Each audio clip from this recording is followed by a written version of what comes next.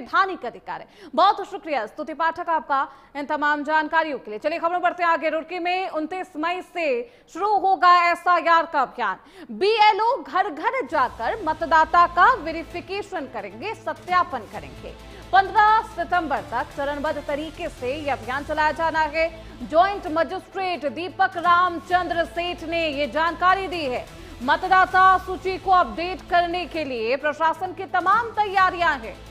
मतदाता यानी कि वोटर लिस्ट को अपडेट और शुद्ध करने के लिए तमाम कदम उठाए जा रहे हैं। जॉइंट मजिस्ट्रेट दीपक रामचंद्र सेठ ने बताया है कि एसआईआर यानी स्पेशल इंटेंसिव रिवीजन अभियान 29 मई से शुरू होकर 15 सितंबर तक चलेगा।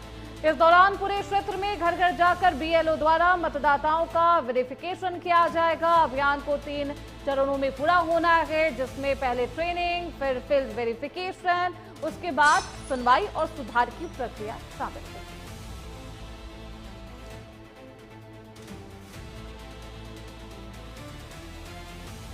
दीपक रामचंद्र सेठ की तरफ से ये तमाम जानकारियां साझा की गई है। बीएलओ घर घर जाकर लोगों से बातचीत करेंगे, उनकी तमाम जानकारियों को इकट्ठा करेंगे, उनके डॉक्यूमेंट्स को चेक किया जाएगा, यानी कि वेरिफिकेशन की जो प्रक्रिया है उसे संपन्न कराया जाएगा। सभी हमारे तहसील और जनपद के मतदाताओं से मैं अपील करना चाहता हूं कि हमारे स्पेशल इंटेंसिव रिवीजन जैसे एसआईआर के नाम से कहा जाता है, वो हमारा 29 मई से शुरू हो रहा है और सितंबर 15 तक ये रहेगा। ये एक सामान्य प्रक्रिया है। इसके माध्यम से सभी मतदाताओं का एक वेरिफिकेशन होगा, कहाँ हमारे डुप्लीकेसी है, कहाँ अवैध तरीके से किसी का मत चढ़ा हुआ है, उन सभी को फिल्टर करके एक नया सूची बनाया जाएगा, ताकि हमारे कौन रहने वाले लोग, कौन 18 साल से ऊपर और कौन भारतीय है हमारा, इन लोगों का नाम अपना। हमारे साथ हमारे सहयोगी असद इस खबर पर ज्यादा जानकारी के साथ जुड़ चुके हैं। असद, क्या कुछ कहा जा रहा है अधिकारियों की तरफ से, क्योंकि एसआईआर का ये जो अभियान है इस पूरे प्रोसेस को लेकर बीएलओ के ऊपर तमाम जिम्मेदारियां होती है, किस तरीके से उन्हें ट्रेन किया गया है, कब से इसकी शुरुआत होनी है इस अभियान की? आपको बता दूं श्रुति के लगभग 1 माह तक ये ट्रेनिंग इन लोगों ने बीएलओ को दी है और वहीं पूरी तरह से जो है तमाम अधिकारियों ने अब कमर कस ली है कि इस एसआईआर में कोई भी दिक्कत ना आए और तमाम लोगों को जो है अपने अपने मत का अधिकार भी मिले, वहीं कोई फर्जी वोट न डले। इसको लेकर भी कहीं ना कहीं तहसील प्रशासन जो है पूरी तरह से मुस्तैद है और इसकी तैयारी इन लोगों ने पूरी तरह से कर ली है। जी श्रुति, क्योंकि इस अभियान की शुरुआत होगी 29 मई से, क्या कुछ चुनौती है सरकार के सामने, प्रशासन के सामने? और ये भी बार बार कहा जाता रहा जब भी वेरिफिकेशन का ये पूरा प्रोसेस होता है, बीएलओ के ऊपर अतिरिक्त दबाव होते हैं, उसको कम करने के लिए क्या कुछ रूपरेखा है अरशद? जॉइंट मजिस्ट्रेट ने तमाम जो तहसीलदार हैं, नायब तहसीलदार हैं, अपर तहसीलदार हैं, सभी को निर्देशित किया है कि वह बीएलओ की सभी समस्याओं का ध्यान रखें और जिससे अगर उन्हें कोई परेशानियां इस बीच आती हैं तो उनसे संपर्क कर कर उस समस्या का निदान कर सकती हैं और इसी के चलते जो है बिल्कुल निष्पक्ष तरीके से इस प्रक्रिया को जारी रखें और इसे जल्द से जल्द जो है सरकार को रिपोर्ट सौंपनी है, ताकि 2027 का चुनाव बिल्कुल जो है निष्पक्ष तरीके से कराया जाए। 2027 के विधानसभा चुनाव से पहले एसआईआर ये अभियान चलाया जा रहा, 29 मई से इसकी शुरुआत होनी है। बीएलओ तमाम जो अधिकारी है वो तैयार है इसको लेकर, घर घर जाकर लोगों के डॉक्यूमेंट्स को चेक किया जाएगा, वेरिफिकेशन का ये प्रोसेस संपन्न कराया जाएगा। बहुत बहुत शुक्रिया अरशद आपका इन तमाम जानकारियों के लिए। चलिए खबरों बढ़ते आगे। चंपावत में पार्टी नगर पंचायत चुनाव के लिए अधिसूचना जारी कर दी गई है। 9 जून को मतदान, 11 जून को काउंटिंग होगी, 27 मई से 29 मई तक नामांकन की जो प्रक्रिया है वो चलेगी। चुनावी तैयारियों में प्रशासन हाई अलर्ट पर है। चंपावत जनपद की पार्टी नगर पंचायत में चुनाव का बिगुल बज चुका है। राज्य निर्वाचन आयोग ने आधिकारिक अधिसूचना जारी कर दी है, जिसके बाद प्रशासनिक स्तर पर तैयारियां तेज है। निर्वाचन कार्यक्रम के अनुसार 9 जून को मतदान होना है, जबकि 11 जून को काउंटिंग होगी और नतीजे सभी के सामने होंगे। नामांकन प्रक्रिया 27 से 29 मई तक चलेगी। वहीं 30 मई को नामांकन पत्रों की जांच होनी है। 31 मई को नाम वापसी की प्रक्रिया होगी। प्रशासन ने चुनाव को शांतिपूर्ण, निष्पक्ष और पारदर्शी तरीके से संपन्न कराने के लिए तमाम तैयारियां कर ली है।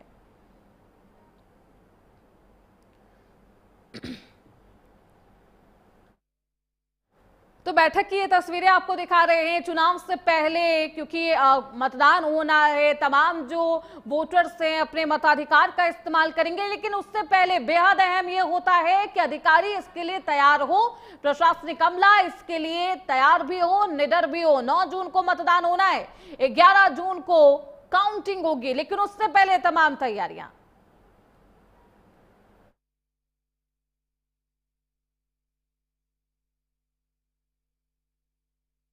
यहाँ पर जो चुनाव है वो 9 तारीख को होने हैं, 9 जून को, और 11 जून को है हमारा जो मतगणना है वो 11 जून को मतगणना की कार्यवाही हो जाएगी। इसमें निर्वाचक जो जितने भी हमारे नाम निर्देशन पत्र हैं, उनकी बिक्री जो है वो 27 से लेकर 29 तारीख तक पार्टी के नगर पालिका जो केंद्र हैं वहाँ पर होगा। इसके अलावा 30 तारीख को 10 बजे से लेकर 5 बजे तक आपका नाम निर्देशन पत्रों की जांच की कार्रवाई है, और नाम निर्देशन पत्रों की वापसी की तिथि जो है वो 31 मई है, जो कि 10 बजे से लेकर के अपराह्न के 3 बजे तक होगा। तो इस पूरे चुनाव को लेकर तमाम तैयारियां की गई है। निर्वाचन आयोग ने आधिकारिक अधिसूचना जारी कर दी है। हमारे साथ हमारे सहयोगी मदन इस खबर पर ज्यादा जानकारी के साथ जुड़ चुके हैं। कब चुनाव होना है, क्या कुछ तैयारी प्रशासनिक अमला की तरफ से, अधिकारियों की तरफ से की गई है? मदन आपको आवाज आ रही है? तो देखिए, बैठक की तस्वीरें आपकी टीवी स्क्रीन पर है।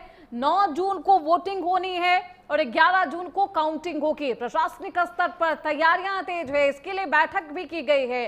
तमाम तैयारियों को दुरुस्त किया जा रहा है।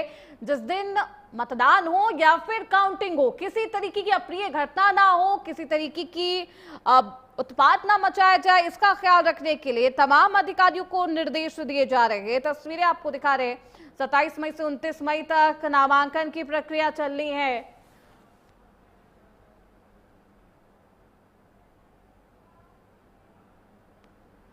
चलिए खबरों बढ़ते आगे। देहरादून में खेल विभाग की एक नई पहल है। विभाग ने पे एंड प्ले व्यवस्थाओं को लागू कर दिया है।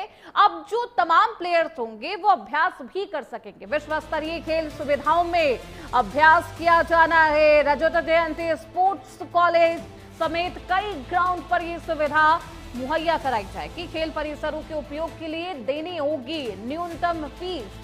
बुकिंग और स्लॉट की सुविधा यूनिफाइड स्पोर्ट्स पोर्टल पर उपलब्ध है। देहरादून से ये खबर है, जहां उत्तराखंड खेल विभाग ने आम खेल प्रेमियों के लिए पे एंड प्ले व्यवस्था लागू कर दी है। इस नई पहल के तहत अब खिलाड़ी राज्य में मौजूद विश्व स्तरीय खेल सुविधाओं का उपयोग कर अभ्यास कर सकेंगे। सरकार ने राष्ट्रीय खेल 2025 के लिए तैयार किए गए आधुनिक खेल परिसरों को आम जनता के लिए खोलने का ये फैसला लिया है, जिसमें देहरादून का रजत जयंती खेल परिसर, Maharana Pratap sports college, parade ground शामिल है। सुविधाओं के उपयोग के लिए न्यूनतम फीस आपको देने होंगे, जबकि बुकिंग और स्लॉट की सुविधा यूनिफाइड स्पोर्ट्स पोर्टल के माध्यम से उपलब्ध कराई जानी है।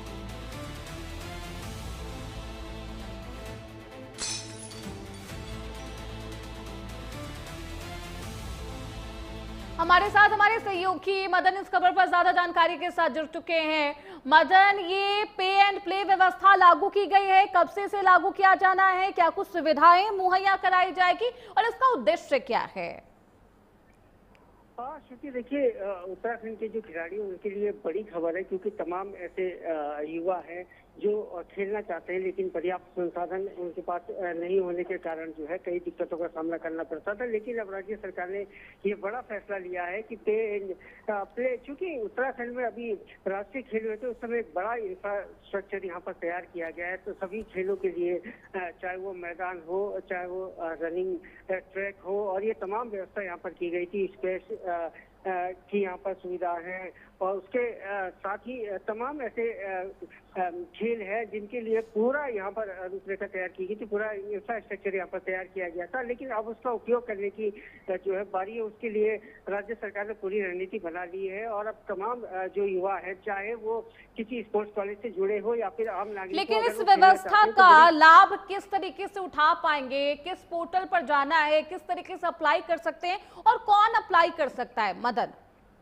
हाँ श्रुति, देखिए सभी लोग अप्लाई कर सकते हैं, चाहे वो आम नागरिक हो, चाहे वो किसी भी स्पोर्ट्स से जुड़े हुए खिलाड़ी हो। और इसके लिए ये पोर्टल जो है बनाया गया है जिसपे आप सीधे तौर पर जुड़ सकते हैं और जल्द ही जो ये पोर्टल शुरू भी कर दिया जाएगा। हालांकि इसकी अभी जो तारीख है उसकी तिथि निर्धारित नहीं की गई है, लेकिन चूंकि आदेश जारी हो चुके हैं और अब जल्द ही इसकी तिथि भी जारी कर दी जाएगी। और सभी खिलाड़ियों के लिए बड़ा मौका है, क्योंकि जितना बड़ा इंफ्रास्ट्रक्चर राज्य सरकार ने खड़ा किया था वो कहीं ना कहीं अब सुना दिखाई दे रहा था और राज्य सरकार को कहीं ना कहीं उसके क्या उसके रख रखाव के लिए भी तमाम दिक्कतों का सामना करना पड़ सकता था। लेकिन अब अगर आम लोगों को यहाँ पर सुविधा मिलती है तो निश्चित तौर पर तमाम खिलाड़ी यहाँ पर जुड़ेंगे और सभी का फायदा इसमें सीधे तौर पर दिखाई दे रहा है, चाहे वो खिलाड़ी हो और चाहे राज्य सरकार हो। क्योंकि यहाँ पर खिलाड़ी जुड़ेंगे तो राज्य सरकार के पास जो शुल्क आएगा उससे कहीं ना कहीं रख रखाव किया जाएगा और उसके साथ ही जो खिलाड़ी खेलना चाहते हैं उनके लिए तो खेल जगत में अपना नाम युवा रोशन कर पाएंगे और इसके लिए तमाम तैयारियां हैं। बहुत शुक्रिया मदन आपका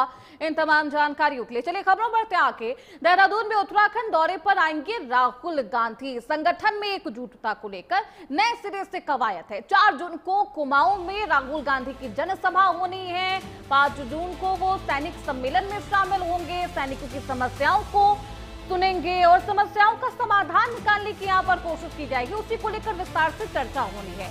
विधायक जिला अध्यक्ष के साथ बैठक करेंगे राहुल गांधी। लोकसभा में नेता प्रतिपक्ष राहुल गांधी और कांग्रेस के महासचिव राहुल गांधी 2 दिवसीय उत्तराखंड के दौरे पर आ रहे हैं। उनके उत्तराखंड दौरे पर आने से कांग्रेस कार्यकर्ताओं में उत्साह तो है, लेकिन जो आंतरिक कलेश है उसे कम करने की कोशिश यहाँ पर राहुल गांधी आकर करते हुए नजर आएंगे, ताकि उसका नुकसान चुनाव के दौरान ना हो।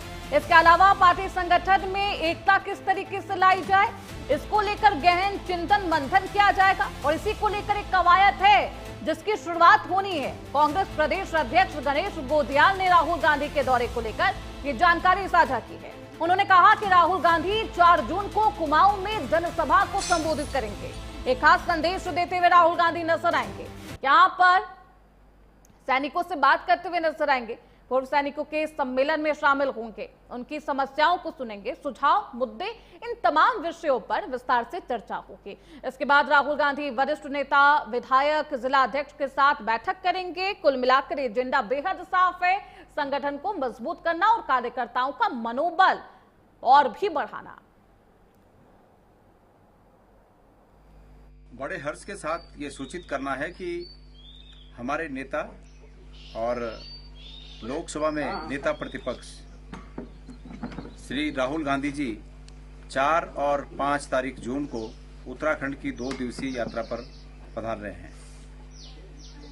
समग्र कार्यक्रम के तहत वो अल्मोड़ा में एक विशाल रैली को संबोधित करेंगे। साथ साथ उसके बाद तत्पश्चात उसी दिन करीब 2:30 से 3 बजे वो पौड़ी पहुंचेंगे और पौड़ी में पूर्व सैनिक सम्मेलन में प्रतिभाग कर पूर्व सैनिक भाइयों से संवाद करेंगे।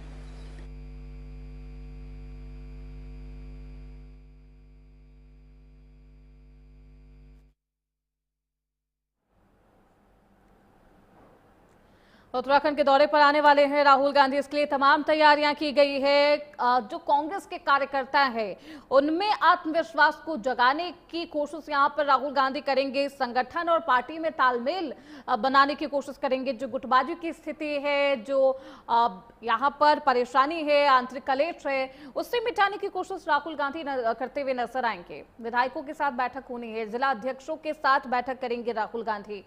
उत्तराखंड का ये दौरा कई मायनों में बेहद अहम, क्योंकि अब कुछ महीने बाकी हैं, करीबन 8 से 9 महीने बाकी है चुनाव होने में।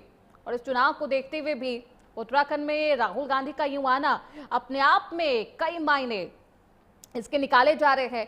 लेकिन सवाल यह है कि क्या राहुल गांधी गुटबाजी को समाप्त कर पाएंगे, जिसकी वजह से लोकसभा चुनाव में भी कुछ खास कमाल नहीं कर पाई, नगर निगम के चुनाव में भी कुछ खास कमाल नहीं कर पाई कांग्रेस पार्टी। लेकिन अब विधानसभा चुनाव की बारी है, यहां पर चूकना यानी कि आप 5 साल के लिए फिर से आपको और मेहनत करनी होगी जमीनी स्तर पर, और शायद वो करना नहीं चाहते राहुल गांधी, इसलिए अब पहुंचेंगे, उत्तराखंड के दौरे पर रहेंगे, सैनिकों के साथ तो बातचीत करेंगे, लेकिन विधायकों और जिला अध्यक्षों के साथ भी बातचीत करेंगे। राहुल गांधी का ये दौरा कई मायने अपने अंदर समेटा हुआ है, लेकिन सवाल यही है कि क्या राहुल गांधी उन तमाम दिक्कतों को खत्म कर पाएंगे, उन तमाम समस्याओं को खत्म कर पाएंगे जो पार्टी संगठन और कार्यकर्ताओं के बीच चल रही है, वो एकजुटता ला पाएंगे, क्योंकि एकता यहां पर खत्म सी नजर आ रही। चाहे नेताओं की बात करें, विधायकों की बात करें, एक मान मनोबल का भी दौर देखने को मिलता है कि जब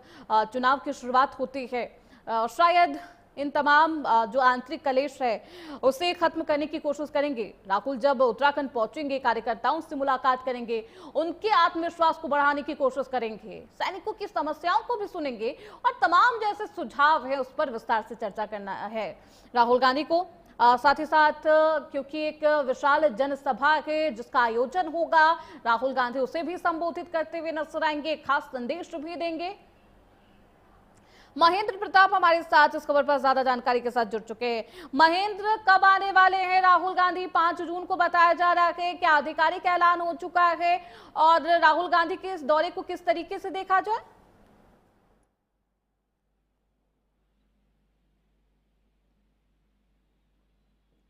महेंद्र, आपको आवाज आ रही है?